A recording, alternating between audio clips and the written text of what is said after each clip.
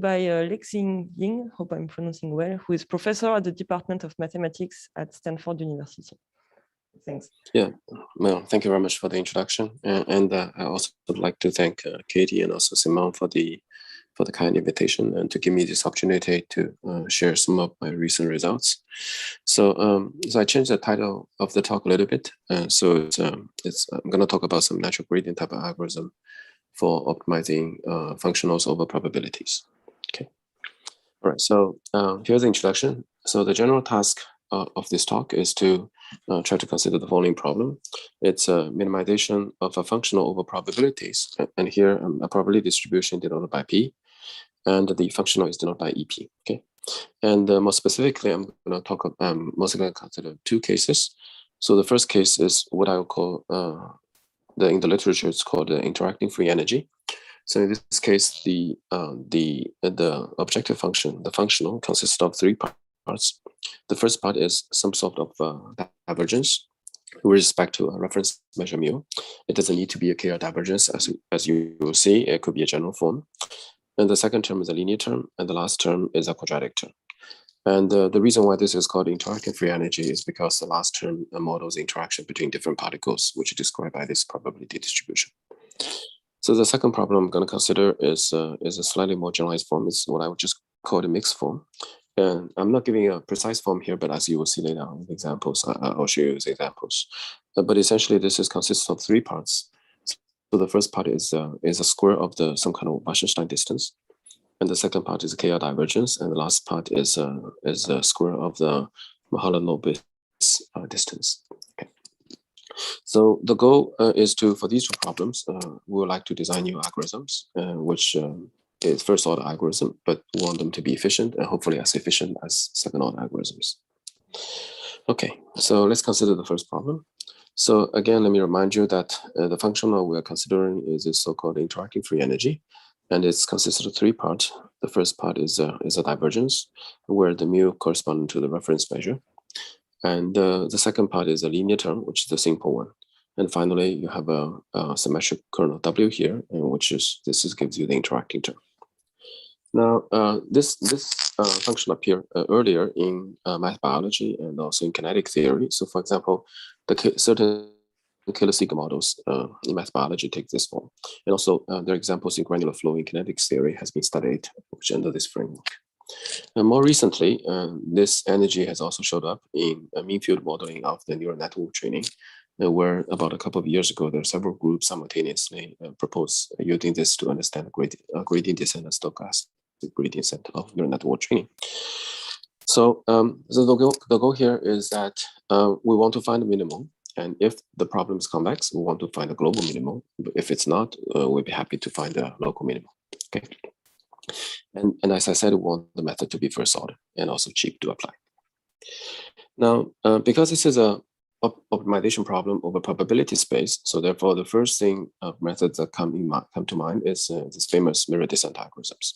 So here's the usual derivation of the introduction of the mirror descent algorithm, which essentially says that you're going to perform an iterative algorithm, like getting better and better PKs. And at every step, at every step K, what you're going to do is you're going to minimize this objective function, which serves as the proxy of the true objective function EP that you're trying to minimize over. And here, the last term itself is an important one, and this is usually called the regularizer. And if you want to optimize over probability space, and typically the right regularizer to use is the KR divergence. Okay. Now, to get the mirror descent algorithm, all you need to do is just to take derivative respect to P. And if you take derivative respect to P of this surrogate objective function, and you get this condition. This is essentially the KKT condition with a constant. You have the constant on the right-hand side instead of 0 because the probability mass has to be preserved to be 1. So this is a Lagrange multiplier. Now, simple calculus essentially tells you that from here you can derive the probability distribution for the k+1 step, and this is just involves some exponential and multiplication. And finally, we'll have to work out the normalization term because this term on the right-hand side is not necessarily always normalized. So therefore, there's one extra step. So this mirror descent algorithm has been applied to many problems in statistics, machine learning, online learning specifically, and has a lot of success. Now, as an applied mathematician, we can ask from a numerical point of view, is mirror descent accurate? Oh, sorry, is mirror descent efficient? Well, mirror descent is very efficient. For example, if mirror descent with its KI divergence as a regularizer is very efficient, if your objective function, the Hessian of the objective function, is approximately equal to diagonal of 1 over p. So this is the famous Fisher-Rao metric. And for example, if you're trying to minimize the following quantity, which this is the famous, this is the usual quantity you see in statistical mechanics, where you have the sum of the entropy term and also the energy term. And this is indeed the case, and the mirror descent with KI divergence is extremely efficient. On the other hand, if the mirror descent with KI divergence as a regularizer is not efficient, if the Hessian of your energy function is far away from this Fisher-Rao metric. Now, for example, the case we consider has 3 parts. So if, for example, the first part itself is not KL divergence, but some other kind of divergence for a general reference measure mu, then the Hessian will not be close to the Fisher-Rao metric. And more importantly, in our case, because we consider the interacting functional, and we have this W term. So if W actually is non-negligible, that will also make the Hessian to be quite far away from the Fisher-Rao metric. So therefore, the motivation of this talk is for this problem is trying to design new algorithm, cheap new algorithm, which to accommodate this case. To understand the problem a little bit better, I would like to share with you another alternative, another derivation of the mirror descent algorithm, which is much more closer to the usual numerical analysis perspective. So this is from natural gradient. So what essentially that you can study, instead of the discrete algorithm, you can study the continuous dynamics. Just given by this, it's a gradient descent given by this the metric which is the Fisher-Rao metric. So this is the continuous dynamics, and it's usually written this way. Now, the second step is to move the p to the left hand side. So if you move to the p to the left hand side, then you see that on the left hand side it's just a derivative of the log p. So therefore, you have the equivalent equation which is given here. And the third step is to perform the explicit Euler discretization for this ODE, and with the time step delta t, which in the machine learning community usually written as a eta. So if you perform the explicit Euler discretization, and this is the equation that you're going to get, okay? And if you write this out in terms by taking exponential on both sides, and this is what you're going to get, okay? This is exactly the mirror descent algorithm. So in some sense, you can view the mirror descent algorithm as applying natural gradient to the continuous gradient descent with natural gradient metric, which was the metric given by Fisher-Rao, and performing explicit Euler discretization in this new variable log p. Okay. And finally, you also have to work out the normalization step, but in this case, it's easy. Now here it becomes clear why the this mirror descent algorithm works very well for certain type of functionals. For example, this one I gave on the previous slide. The reason is that if you calculate the Hessian of this objective function, it's exactly equal to the diagonal 1 over p. So therefore, the Fisher-Rao is actually equal to the Hessian of this objective function. And if you replace this 1 over p with the Hessian, and you see that this is nothing but the Newton dynamics, right? This is the Newton flow. This is a continuous flow of the Newton method, because the Newton method has a second order convergence. So therefore, you expect this to be quite accurate. So one more thing I'd like to point out that in this case, in this special example, the EDP is in fact equal to log p. So therefore, this term in fact is log p. So this equation here is actually a linear equation, more or less a linear equation. This allows you to take, and the Lipschitz constant is equal to 1. So therefore, this allows you to take very large time steps. You can take all the way equal to 1. Okay. So with these perspectives, we see that well, the key success for the efficiency of the mirror descent for certain function is because the diagonal metric that we use in the natural gradient is actually very close to the Hessian of the objective function. So therefore, the general plan that we're going to follow is the following, is that we're going to start first by choosing a diagonal metric based on the objective function, which consists of these 3 parts, right? And then we're going to introduce new variables. This rho p, this phi p, and this is corresponding to the log p function we have in the previous slide. And we're going to write the flow, the Newton flow, in terms of this phi p variable. And the next step, we're going to apply explicit Euler discretization to these phi p equations And finally, we're going to work out the normalization. So this is the viewpoint that we took in this natural gradient kind of framework. Going back to the mirror descent language, what we're really doing is that we're making the regularizer to be depend on this divergence and the reference measure and also the interacting energy. Okay. So as far as I know, and in most of the books or reference reviews of mirror descent algorithm, so the reference, the regularizer is usually taken to be a specific fixed form. For example, either like a KR divergence or quadratic barrier, or sometimes like a Shannon entropy if you work with the quantum probabilities. But then, but here the message I want to share with you is that we have some extra opportunity here. By making this regularizer to depend on D and mu and the W, we can actually make the mirror descent much more effective.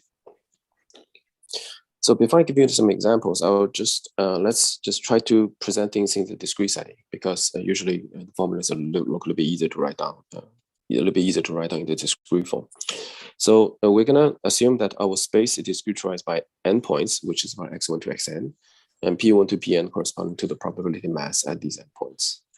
And under this notation, then the discrete form of our probability function or EP is gonna take this form. Okay. So just replacing the integral with the sums. Now, what kind of diagonal metric are we going to use? Okay. In the case when W is SPD, we propose to use a metric which is given here. So the first term is corresponding to the Hessian of the first term here. And the second term is linear in P, so therefore the Hessian goes away, it's 0. And the third term is the Hessian is actually equal to W, right? Because it's a quadratic form. But having the full W itself will actually making the computation much more expensive, because eventually we have to invert it. So therefore, what we decide to do, we just take the diagonal, for example. We take the diagonal part of this this matrix W, and we are going to use the diagonal part to and combine with the hashing from the divergence part to be our metric. Okay, so when W is not SPD, then we can simply just take the first part. Okay.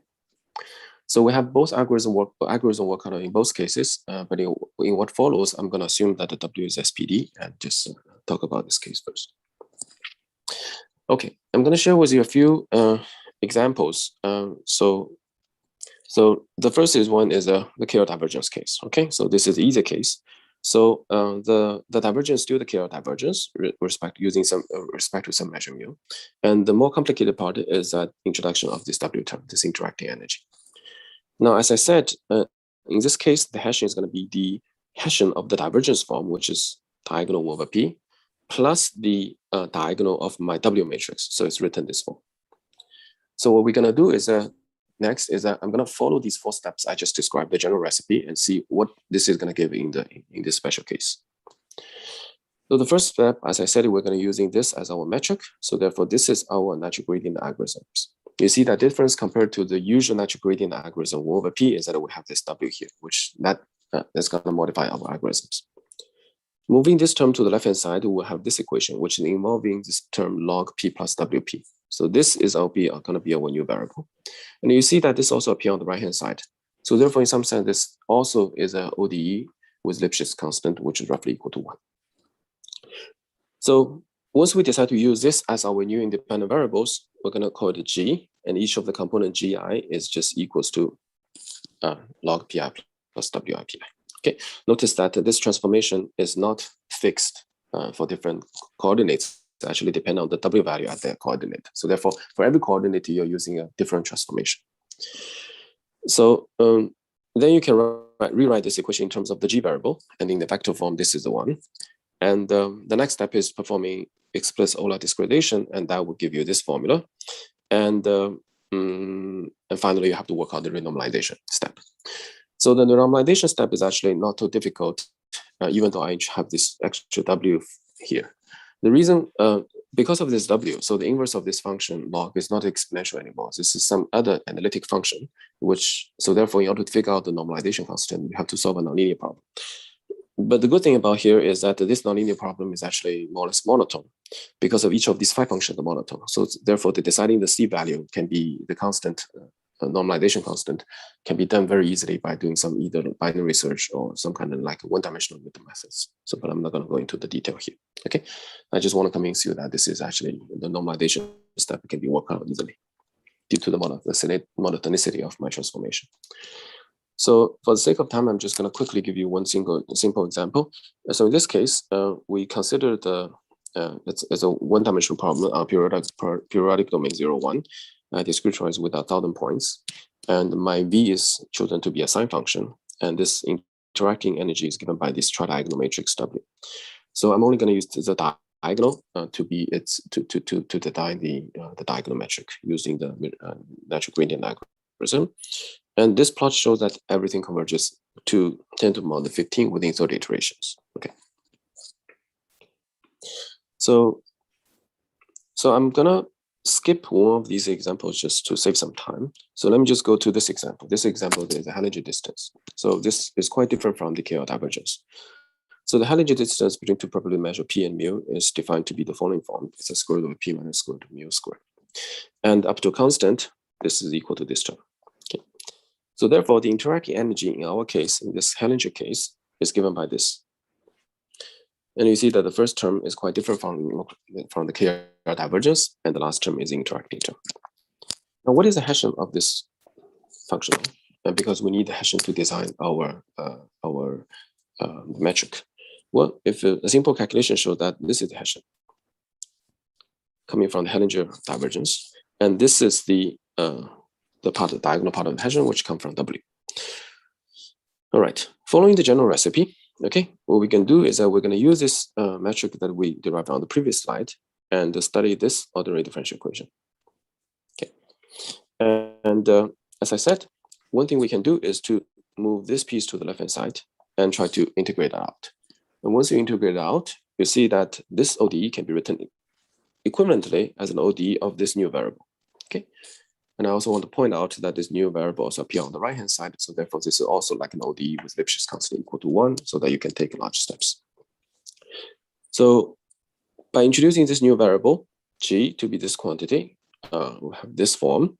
And again, the rest of the story the same. We're going to take the explicit OLA step, and then we're going to do renormalization. Again, the renormalization is easy to do because of these 5 functions are monotone. So I just want to show you with this one example. And so in this case, we're working with this Hallinger divergence, again, with about 1,000 points. The linear term V is chosen to be 0. And the quadratic interaction term is still going to be this tridiagonal matrix with alpha value on the diagonal, where alpha is equal to about 100. Okay. So the reference measure for the Hallinger distance is chosen to be a cubic function. So it has very small mass near the origin, but pretty big mass around the world. So the whole thing converges in about 15 to 20 steps. And one thing I want to point out that because we do this forward, because the problem that we get in this new variable is actually have Lipschitz constant roughly equal to 1, we can take huge time steps. So delta t is equal to 1 in this case. Okay. All right. So this is a summary of the part 1. So the main point is that we have to choose these metric for the natural gradient so that it is close to the Hessian of my energy function. So in the language of the mirror descent, the regularizer should be chosen to be dependent on the divergence, the reference measure, and also W. So this will speed up the convergence dramatically. Now, one thing we didn't address is the high-dimensional case. Here, I only give you examples of 1D, and I also have 2D examples. But in high-dimensional case, usually the mirror descent algorithm have to discretize the domain. So it's usually not a feasible algorithm in the high-dimensional case, for example, in the training neural network. So something has to be done over there, and hopefully this idea of designing the metric based on the objective function could be useful. Okay. So I guess I started a little bit late, 5 minutes late. So I'll use the rest of the 10 minutes to talk about the second problem. So in the second problem, we're trying to minimize a slightly more generalized, more general functional. So this functional has 3 parts. The first part is of the type like Wasserstein distance from the base point square. The second part of this energy functional is still the KR divergence. And finally, the last part is the Mahalanobis distance square. So it can be typical from a base point. So it can be written in this form, where the A matrix, we assume it to be pseudo-differential. So for example, you can think about the A matrix to be, the A operator to be, for example, a power of the minus Laplacian. Now, this problem itself is related to optimal transport and also related to many other tools appeared in the machine learning. For example, this last part is essentially the kernel, and this is related to this maximum mean discrepancy. Okay. Now, the goal is still the same. We're trying to find the first order method for to minimize this problem, and we also want the cost to be low. Okay. Now, the lesson we learned from the first part of the talk is that we need to choose a metric which is close to the Hessian of my energy functional in order for a natural gradient algorithm to converge fast. So what would be the Hessian of this EP? Recall that my EP has 3 parts, is equals to E1P plus E2P plus E3P, right? And so therefore, I need to study the Hessian for each of the individual pieces. So for the Wasserstein, if my E1 is of the form of Wasserstein distance squared, so therefore its Hessian roughly look like the following form. Okay, and the inverse of the Hessian of this Hessian is actually giving me this operator, which we're familiar with. This is really locally. This is the local version of the Wasserstein gradient metric. Okay, the second term is like the KR divergence. So therefore, we know that Hessian is like diagonal of 1 over P. This is a Fisher-Rao metric. And finally, the Mahalanobis distance square is a quadratic form. So therefore, the Hessian is equal to A. So now, in each of these 3 cases, what I claim is that we can derive the Hessian and we can compute the inverse. We approximate the Hessian by some very simple form. And then the inverse of these simple form can be appeared as a preconditioner for my gradient descent, right? And they all take very simple forms. For example, this just involves you take the derivative, this is diagonal multiplication, this is applying the matrix inverse. However, when I add all 3 of them together, and the sum of these 3 things is not necessarily easy to invert. Okay, so that poses a main difficulty. So we want to find a method to simultaneously diagonalize these 3 pieces. So coming a bit from the harmonic analysis background, I mean, the only tool I know that can do that is a wavelet. So we're gonna, so the rest part of this talk is a little bit experimental. So we're gonna try to use a wavelet to see where they can help us. Okay, so the algorithm we're gonna do is the following, is that, so recall that, okay, so the domain that we're gonna choose, because of the wavelet, so the domain we're gonna choose is gonna be a little bit restrictive. It's just gonna be 0, 1 unit cube with a periodic boundary condition. And recall that the functional had the 3 parts. This with a linear computation weights alpha 1, alpha 2, alpha 3. So therefore, the Hessian of the whole thing is going to be alpha 1 times this the Wasserstein term, alpha 2 times the Fisher-Rao term, and alpha 3 times this the matrix A, the operator A. Now, in the remaining of the talk, what I'm going to do is I'm going to discretize this periodic domain with a uniform grid. And I'm going to use D to stand for the discrete differentiation operator and use a W to stand for the discrete wavelet transformation. Okay. Now, we can take a look at what does the Hessian look like in the wavelet basis. This corresponding to multiply on the left-hand side with W transpose, with the right-hand side with W, right? Once you multiply this, and is this exactly equal to this form? Okay, in fact, this should be an equality here. This should not be an approximation. Okay, so the goal then is to see whether we can whether the wavelet can diagonalize these 3 terms simultaneously. And in fact, and the suitable condition it will, as long as the P itself is sufficiently bounded away from 0, meaning that there's no place where the probability is very close to 0, and also the P itself is roughly smooth, then the wavelet will diagonalize the whole thing. In the sense that if you take a look at this matrix, and most of the important terms will appear on the diagonal, and the magnitude of the terms away from diagonal will decay very rapidly to 0. Okay, so how do we construct all these 3 terms? And in fact, what I'm doing here is just to write down what does the diagonal of these 3 matrices look like. So in fact, as you see here, each of them can be just written in terms of linear operator applied to my probability distribution.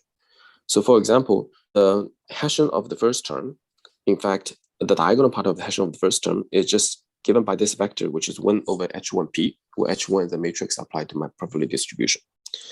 And the diagonal of the Hessian of the second part is also of a similar form, where this H2 matrix can be also given out explicitly by each of the entry of the H2 is given by the square of the wavelet transformation. Now, and finally, the last piece is the easiest because it does not depend on P. So therefore, we can pre-compute it, and then we're just going to use a diagonal of it to be its approximation. So putting all this together, what we see is that this Hessian of the overall functional can be approximated by a diagonal matrix where the diagonal is the sum of these three vectors. Now, so this is our Hessian approximation that showed up on the previous slides. So recall in the natural gradient, what we need is the inverse of the metric, because we need the inverse of the metric to be applied to the gradient vector in order to get the right-hand side of my dynamics, right? So therefore, in this case, all we need to do is by choosing the metric to be equal to this diagonal approximation, what we can do is that the metric inverse is just equal to the inverse of this operator. But now we know that the wavelet transformation is the orthogonal transformation. So therefore, the inverse of this operator, all we need to do is just invert the diagonal part. Okay. So here's the two claims, which I'm not going to prove it, but you can find it in the paper. Essentially, what it says is that computing this H1 and H2 matrix can be done efficiently. It really involves only n log n time. It's like a fast Fourier transform. And finally, applying the inverse of my metric to any gradient vector can also be done using n log n steps, and again by taking advantage of the fast wavelet transform. Okay. All right. So I would like to briefly comment on the time discretization. So this is our natural gradient algorithm. So in the first part of the talk, we're just going to do a variable transformation and then use explicit Euler method to do discretization. But here we cannot really do that. The reason is because everything is done in the wavelet domain. And the constraint that the probability mass has to be greater than 0 poses a very strong condition for us. So therefore, what we decided to do here is just to use a line search method with this mutual condition and to enforce positivity.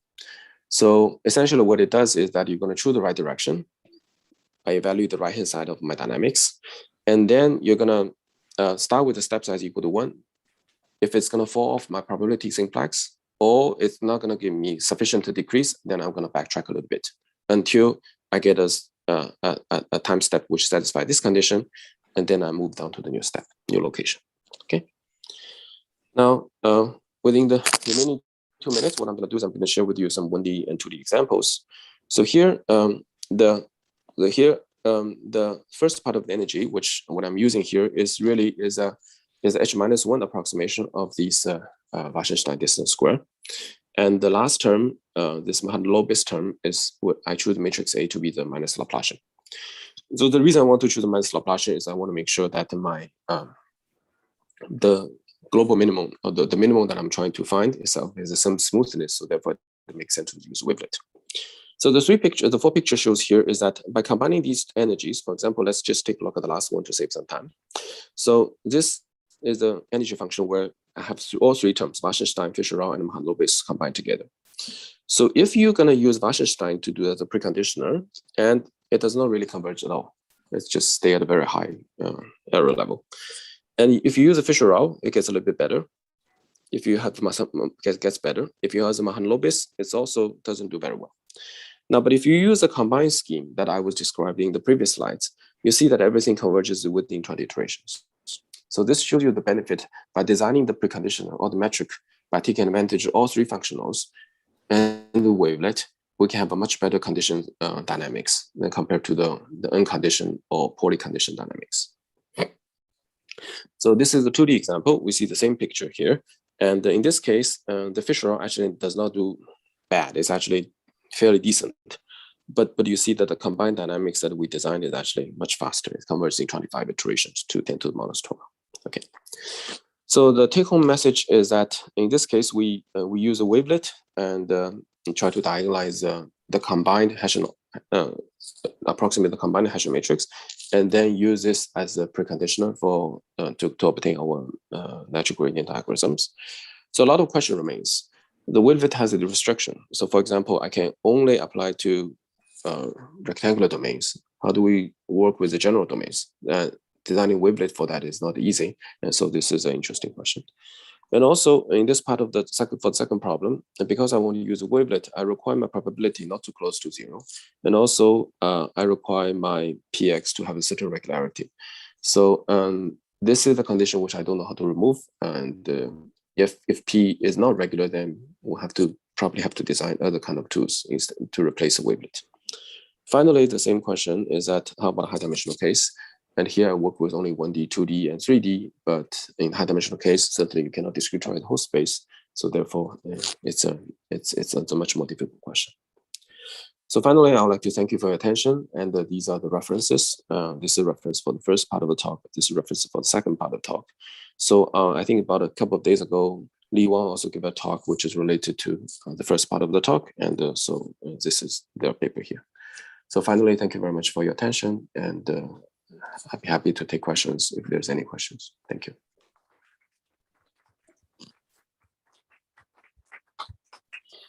Questions for Lexing? Actually, I have one just to be sure I understood. Like, so on your plots, you were like the last plots, you were comparing the loss for each iteration, but your iteration of the scheme you propose is more expensive due to this wavelet decomposition, right? No, it's not more expensive. It's n log n. So that's what these two claims. You want to have a method which is almost like a linear method.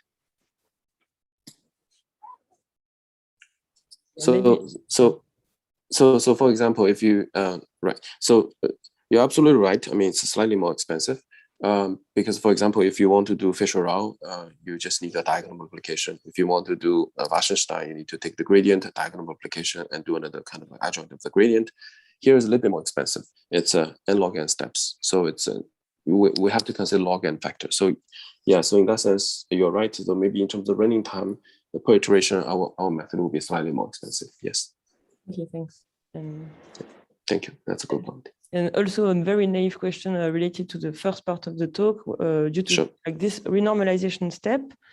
Yeah. Is it easier because you modify the metric, or? And it's fairly easy because it's essentially you need to the normalization step has to be some kind of a nonlinear like a root finding anyway, because even you think about it in the exponential case, we never really think about taking the exponential to be a root finding, but it is a nonlinear function. So essentially, anytime you take a log or take exponential, it's kind of like a root finding. So here is in some sense another root finding. It's what I claim here and what I showed here is that because the function itself, the function here, for example, this one itself is a monotone function in C. So therefore, finding the root is very easy. And in fact, I mean, so you can show that the C will always guarantee be within this interval. So therefore, the simplest method would just to be bisectional. You're starting from the middle point of this interval and you start to search left and right until you find the C. And there's only one single C. This normalization step only need to be done once, right? It's independent of how many coordinates you have in your probability distribution. Okay, thank you. Yeah, thanks. Any questions? If not, thank you very much for the talk. Okay, thanks a lot. Okay. We are back at